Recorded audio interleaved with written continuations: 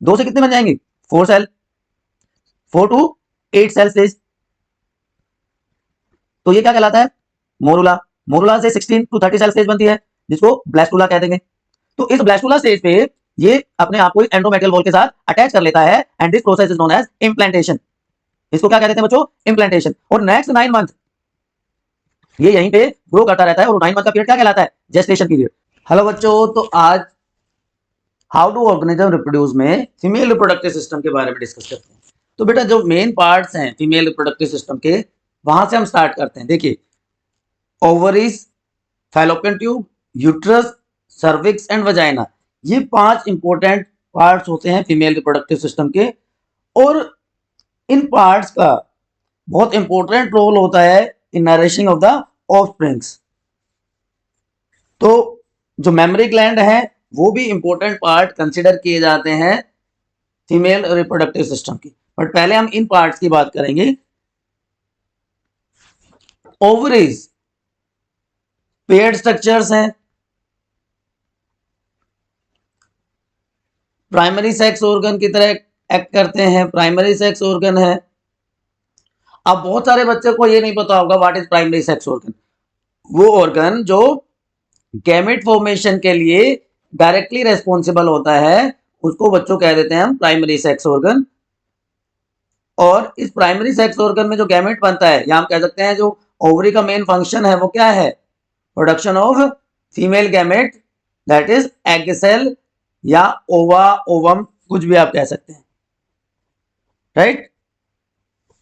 सो paired structures हैं। Okay, अब ये जो एग सेल होती है वो अल्टरनेट बेस पे प्रोड्यूस होती है बच्चों। कि मान लीजिए जनवरी में लेफ्ट साइड की ओवरी से एग सेल प्रोड्यूस हुई, तो फरवरी मंथ में राइट साइड की ओवरी से ये प्रोड्यूस होगी एग सेल। अल्टरनेट बेसिस पे दोनों से एक साथ एग सेल प्रोड्यूस नहीं होती हैं, ये आपको ध्यान रखना है। ओवरी जो है अटैच होती है with the help of this ovarian ligament. Uterine wall से ओवेरियन लिगामेंट की हेल्प से ये अटैच हो जाती है। तो primary sex organ gamete formation में हेल्प करते हैं अल्टरनेट बेसिस पे। वो स्ट्रक्चर क्या कहलाती है? ओवरी। ठीक है, यहां तक कोई कंफ्यूजन? अब एक और फंक्शन ये परफॉर्म करते हैं, जो फीमेल सेक्स हार्मोन है उसकी प्रोडक्शन। फीमेल सेक्स हार्मोन में मेनली क्या आ जाता है? ईस्ट्रोजन, प्रोजेस्ट्रोन, और प्रेगनेंसी के टाइम पे relaxin hormone. Clear to everyone? तो फर्स्ट पार्ट ये आपका हो गया, that is ovary. Second important part is fallopian tube, this one. Fallopian tube को क्या और कहा जाता है? दूसरा नाम क्या होता है? Fallopian tube is also known as oviducts. ये 10 से 12 सेंटीमीटर लंबी स्ट्रक्चर होती है बेटा, और 3 रीजन्स में, 3 पार्ट में डिवाइडेड होती है। जो सबसे आगे का, जो सबसे ऊपर का पार्ट है, that is known as infundibulum. Infundibulum इसको कहते हैं। आप देख रहे हो इनफंडिबुलम में ये फिंगर लाइक स्ट्रक्चर्स दिखाई दे रही हैं, which are known as fimbriae. तो इन फिम्बरी का काम क्या है? कि जो ओवरी से एग सेल रिलीज होगी उसको रिसीव करना, right. Receive egg cell produce by ovary या प्राइमरी सेक्स ऑर्गन। ओवुलेशन के बाद एग सेल को रिसीव करती है। जो सेकंड पार्ट है, जो मिडिल पार्ट है, that is known as ampulla. In this middle part fertilization occurs, and it is the widest part also. Ampulla is widest part, longest part, and जो part uterus से जुड़ा होता है, that is isthmus. ये narrow region है, thick walled भी है, and it joins this region which is known as uterus. तो एम्पुला, इस्थमस और इन्फंडिबुलम, ये तीन पार्ट होते हैं। अब फंक्शन क्या है फैलोपियन ट्यूब का? It carries the egg cell from the ovary towards इधर यूट्रस, पेरिस्टेलिक मूवमेंट के थ्रू। आपने डाइजेस्टिव सिस्टम में पढ़ा है ना, इसोफेगस के वॉल के साथ कॉन्ट्रैक्शन और रिलैक्सेशन होता है, उसको पेरिस्टेलिक मूवमेंट कहते हैं। और यहीं पे सबसे इंपॉर्टेंट काम हो जाता है, फर्टिलाइजेशन हो जाता है एम्पुलर रीजन में।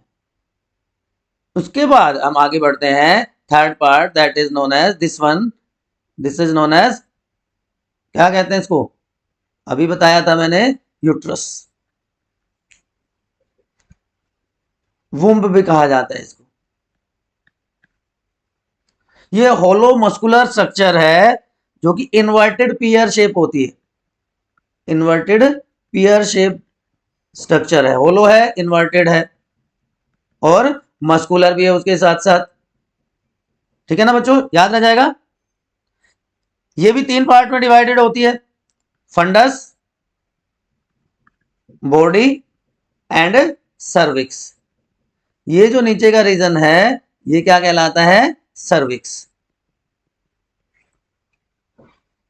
अब ये सर्विक्स पार्ट वजाइना से जुड़ा होता है, इट जॉइन विद वजाइना। ठीक है। अब कैविटी जो है सर्विक्स की, this region, this cavity of cervix is known as cervical canal.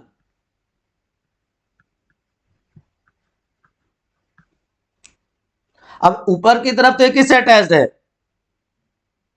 Uterus से। और नीचे की तरफ ये किससे अटैच्ड है? वजाइना से।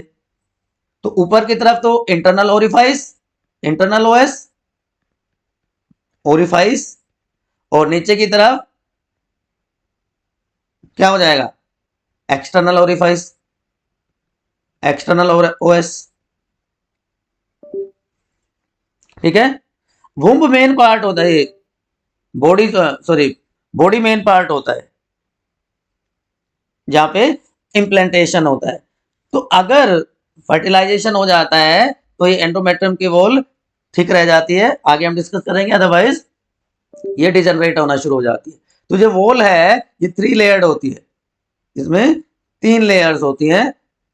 पेरीमेट्रियम, एंडोमेट्रियल वॉल की बात कर, एंडोमेट्रियम की वॉल की बात कर रहा हूं, perimetrium, myometrium and endometrium, 3 layered wall है। ठीक है। तो फंक्शन क्या है यूट्रस का? कि इम्प्लांटेशन होता है यहाँ पे, अगर फर्टिलाइजेशन नहीं होता तो मेंस्ट्रुअल साइकिल होती है यहाँ पे। देन उसके बाद जो लास्ट पार्ट आ जाता है बेटा सर्विक्स, ऑलरेडी मैंने बता दिया कि जो लास्ट पार्ट है वजाइनल, सॉरी, एक्सटर्नल ओरिफाइस के थ्रू वजाइना से जुड़ा होता है ये। तो जो लास्ट पार्ट है दैट इज वजाइना। ये भी एक ट्यूबुलर स्ट्रक्चर है which is about 10 centimetre long, cervix से बाहर की तरफ ओपन होती है और ये हाईली स्ट्रेचेबल है, फ्लेक्सिबल है, इजीली स्ट्रेच हो जाती है। तो इसीलिए जो चाइल्ड बर्थ के टाइम पे इजीली जो फिट न्यूबॉर्न बेबी है वो बॉडी से बाहर आ जाता है। ठीक है। पार्शियली जो वजाइना है it is covered by very delicate membrane, उस डेलिकेट मेम्ब्रेन को हाइमन कहा जाता है। हमारी सोसाइटी में एक मिथ है, एक मिसकंसेप्शन है कि भाई जो ये हाइमन है ये तो सिर्फ फर्स्ट सेक्सुअल इंटरकोर्स के टाइम पे ही रप्चर होता है। तो इसको एक टेस्ट मान लिया गया है for virginity of a female, लेकिन ऐसा नहीं होता बेटा। ये रनिंग के टाइम पे, साइकिलिंग के टाइम पर, जंपिंग करते टाइम किसी भी रीजन से ये रप्चर हो सकती है। तो ये मिथ को हमारे सोसाइटी से रिमूव करने की जरूरत है। अब फंक्शन क्या है वजाइना का? वजाइनल ओपनिंग के थ्रू ही जो स्पर्म है वो एंटर होते हैं into females body. Child birth के टाइम फीटस इसी के थ्रू बाहर जाता है, बर्थ कैनाल की फॉर्मेशन ये कर देता है। अब बात आती है कि अगर फर्टिलाइजेशन नहीं होता है तो क्या होगा और फर्टिलाइजेशन होता है तो क्या हो जाएगा। If fertilization does not occur, no fertilization occurs, तो जो एंड्रोमेट्रियम की जो वॉल है वो हर मंथ अपने आप को प्रिपेयर करती है, ठीक हो जाती है। यहां पे ब्लड वेसल्स की डिपोजिशन हो जाती है, उसकी वजह से वो ठीक हो जाएगी। तो अगर फर्टिलाइजेशन नहीं होता है तो दिस एंड्रोमेट्रियल वॉल रप्चर्स या स्टार्ट्स टू डिसइंटीग्रेट, और अनफर्टिलाइज्ड एग जो यहां से होता हुआ यहां पे पहुंचा है वो भी रप्चर हो जाएगा। तो ruptured egg cell, ruptured endometrial wall are shed off and they comes out through vaginal opening, vaginal opening के थ्रू वो बॉडी से बाहर आ जाते हैं, and this is known as menses, menstrual cycle की स्टार्ट, ब्लीडिंग फेज, 3 फेज होते हैं तो ब्लीडिंग फेज स्टार्ट हो जाता है मेंस्ट्रुअल साइकिल का, अगर फर्टिलाइजेशन नहीं हुआ। लेकिन मान लो फर्टिलाइजेशन हो गया तो क्या होगा। इफ फर्टिलाइजेशन अकर्स, कि स्पर्म जो है एक्टिव और मोटाइल स्पर्म्स हैं वो मिलियंस में प्रोड्यूस होते हैं, but only one sperm is enough to cause fertilization, तो वजाइनल ओपनिंग के थ्रू वो यूट्रस में पहुंचता है और एक स्पर्म फर्टिलाइज कर देता है एग सेल को। तो अगर फर्टिलाइजेशन हो जाएगा तो मेंस्ट्रुअल साइकिल नहीं होगी, तो क्या होगा फिर। अगर फर्टिलाइजेशन नहीं होगा, सॉरी फर्टिलाइजेशन होगा तो ये स्ट्रक्चर ऑलरेडी हम डिस्कस कर चुके हैं।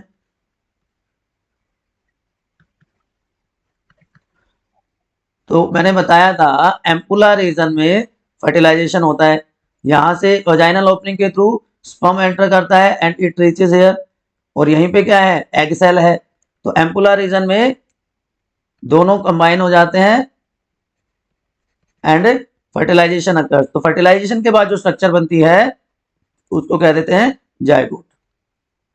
क्लियर। अब ये जो वॉल थी जिस जो प्रिपेयर होती है हर मंथ, ये थिक ही रहेगी। अब जायगोट अंडरगोज क्लीवेज, जायगोट में जो सेल डिवीजन होता है उसको क्लीवेज कह देते हैं। अब 2 सेल से कितनी सेल स्टेज बन, सॉरी जायगोट से 2 सेल स्टेज बन जाएगी, 2 से कितनी बन जाएंगी 4 सेल, 4 to 8 सेल स्टेज। तो ये क्या कहलाता है मोरुला। मोरुला से 16 to 30 सेल स्टेज बनती है जिसको ब्लास्टुला कह देंगे। तो इस ब्लास्टुला स्टेज पे ये अपने आप को इस एंड्रोमेट्रियल वॉल के साथ अटैच कर लेता है and this process is known as implantation. इसको क्या कह देते हैं बच्चों इम्प्लांटेशन। और नेक्स्ट 9 मंथ ये यहीं पे ग्रो करता रहता है और 9 मंथ का पीरियड क्या कहलाता है जेस्टेशन पीरियड। तो पूरा जेस्टेशन पीरियड जो ये फर्टिलाइज्ड एग है यहीं पे ग्रोथ और डेवलपमेंट करता है, और जेस्टेशन पीरियड पूरा होने के बाद पार्चुरेशन हो जाता है, चाइल्ड बर्थ हो जाती है। तो फुली डेवलप्ड फीटस है वो वजाइनल ओपनिंग के थ्रू मदर की बॉडी से बाहर आ जाता है। तो अगर फर्टिलाइजेशन होता है तो ये सारे चेंजेस होंगे कि जायगोट बनेगा, जायगोट से वो सारी स्टेजेस बनेंगी जिसको हम एम्ब्रियो कह देंगे। एम्ब्रियो अपने आप को यूट्राइन वॉल के साथ अटैच कर लेगा, वो प्रोसेस होगी इम्प्लांटेशन। तो दोनों केस हो गए। अगर फर्टिलाइजेशन नहीं होता है तो यूट्राइन वॉल ब्लड वेसल्स के साथ ब्रेक डाउन हो जाएगी और वो एग रप्चर्ड एग सेल के साथ ब्लीडिंग के फॉर्म में बाहर आ जाएगी। उस इवेंट को क्या कहते हैं मेंस्ट्रुअल साइकिल। तो मेंसेस या ब्लीडिंग होती है पहले 7 दिन में, 28 डेज की साइकिल होती है हर मंथ फीमेल में। तो पहला फेज ब्लीडिंग फेज, उसके बाद 14th डे पे ओवुलेशन होता है, हमेशा याद रखना। उससे पहले प्रोलिफरेटिव फेज होता है। उसके बाद दोबारा से ओवुलेशन के बाद 14th डे के बाद 15 से 28 डे तक दोबारा से यूट्रस की वॉल अपने आप को प्रिपेयर करती है। ठीक है, ये वाला फर्टिलाइजेशन के लिए वेट करता है, थिकनिंग हो जाती है यूट्रस की वॉल की। क्लियर। अब जब फर्टिलाइजेशन हो जाता है तो यहां पे कनेक्शन बनता है डेवलपिंग फीटस और मदर की बॉडी में, जिसको कह देते हैं प्लेसेंटा, अम्बिलिकल कोड। तो ये बहुत इंपॉर्टेंट स्ट्रक्चर होती है। ये प्लेसेंटा नरिशमेंट प्रोवाइड करता है डेवलपिंग एम्ब्रियो को। तो ये कनेक्शन है स्पेशल टिश्यू का यूट्रस की वॉल और फीटस के बीच में। ये न्यूट्रिशन प्रोवाइड करेगा एम्ब्रियो को, डेवलपिंग फीटस को। गैस एक्सचेंज होगी, ऑक्सीजन और CO2 का एक्सचेंज होगा। वेस्ट सब्सटेंसेस का रिमूवल एक्सक्रीशन के लिए हेल्पफुल होगा। और मैंने बताया अम्बिलिकल कॉर्ड के थ्रू यूट्रस की वॉल के साथ फीटस को अटैच रखने का काम करता है, और यहीं पे फर्दर ग्रोथ होती है नेक्स्ट 9 मंथ तक। ठीक है। और जैसे ही जेस्टेशन पीरियड पूरा होता है, पेरिस्टलिक मूवमेंट होते हैं यूट्रस की वॉल्स में, और फुली डेवलप्ड फीटस मदर की बॉडी से बाहर आ जाता है। Is it clear? यहां तक समझ में आ गया सबको? तो फिर तो सब कुछ समझ में ही आ गया। तो एक बार दोबारा इसको हम समराइज कर लेते हैं। पेयर्ड स्ट्रक्चर ओवरी थी जो एक्सेल या ओवा प्रोड्यूस करते हैं। दो हार्मोन थे, प्रोजेस्टेरोन और एस्ट्रोजन, इसके दो इंपॉर्टेंट फंक्शन हो गए। ठीक है। प्यूबर्टी के बाद एक्सेल की फॉर्मेशन स्टार्ट हो जाती है। यूट्रस वाइडेस्ट पार्ट है फीमेल रिप्रोडक्टिव सिस्टम का, इन्वर्टेड पियर से स्ट्रक्चर है, जहां पे क्या होता है, फर्टिलाइजेशन होता है एम्पुलर रीजन में, और इम्प्लांटेशन फैलोपियन ट्यूब में होता है फर्टिलाइजेशन, यूट्रस में इम्प्लांटेशन होता है। सर्विक्स और वजाइना, यूट्रस ओपन होता है वजाइना में through cervical canal, cervix canal के थ्रू। वजाइना जो कि ट्यूबुलर स्ट्रक्चर है, बर्थ कैनाल की फॉर्मेशन करती है, जिसके थ्रू फिटस बॉडी से बाहर आ जाता है। फीमेल्स में यहाँ पे ध्यान देना, फीमेल्स में यूरेथ्रल और वजाइनल ओपनिंग अलग अलग है, जबकि मेल्स में दोनों ओपनिंग एक ही होती है। ये ध्यान रखने की बात है। ये इम्प्लांटेशन होता है कहाँ पे, यूट्रस के वॉल के साथ। तो बच्चों ये इंपॉर्टेंट स्ट्रक्चर थी फीमेल रिप्रोडक्टिव सिस्टम की। सारे पार्ट्स आपने डिस्कस कर लिए, सारों के फंक्शन आपने देख लिए, मेंस्ट्रुअल साइकिल किस तरह से होती है। अभी भी कोई आपको इफ बट लगता है, वैसे तो लगना नहीं चाहिए, फिर भी कोई इफ बट लगता है तो आप कमेंट सेक्शन में पूछ लीजिए बायोनीति के। और अगर चीजें समझ में आ गई हैं तो लाइक करके शेयर और सब्सक्राइब कर दीजिए। अब इसके बाद बात करते हैं हम रिप्रोडक्टिव हेल्थ की। गवर्नमेंट ऑफ इंडिया बहुत पैसा खर्च करती है इन सारे प्रोग्राम्स पे। RCH reproductive and child health भी इसको कह देते हैं, रिप्रोडक्टिव एंड चाइल्ड हेल्थ, जिसमें सेक्सुअली ट्रांसमिटेड डिजीजेस की भी बात होगी,